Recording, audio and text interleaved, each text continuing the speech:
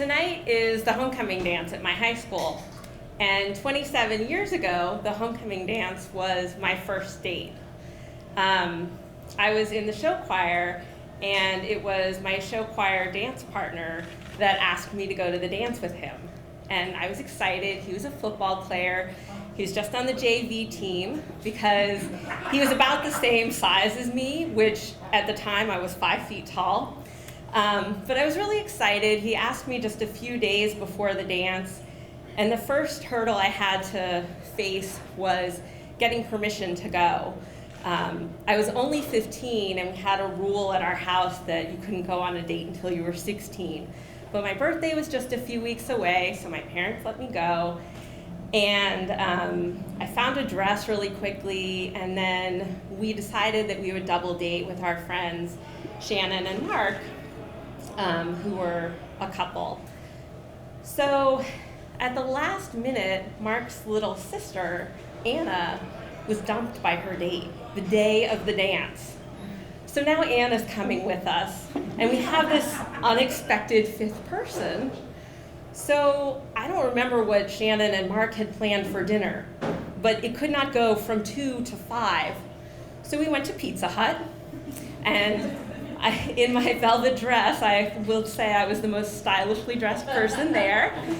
And then we went to the dance, and I didn't really know Cecil all that well. Show choir actually met before school, so at 6:30 in the morning. And we were mostly singing and learning the choreography. There wasn't really a lot of time to talk. So I think I knew that he was a JV football player and that he was from West Virginia and had recently moved to Herndon. So while we were talking and dancing, I learned that Cecil was a little bit older than I thought he was. He was also a junior, so, again, I was 15, and he was 19.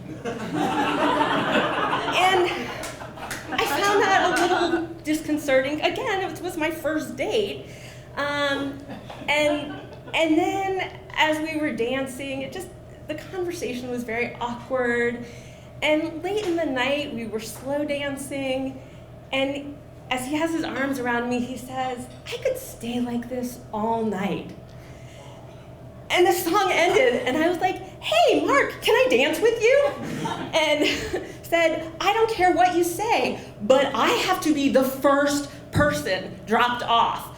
There's not going to be any alone time for this awkward conversation. This is your problem." So Mark was very obliging, and I don't remember what he said, but made up some excuse so that I was the first person dropped off. Cecil and I did have to dance together in the show choir concert a couple of weeks later, but I told him I couldn't go out because my parents weren't happy that I didn't get home on time, and I just couldn't go on a date. And I didn't go on another date for another year.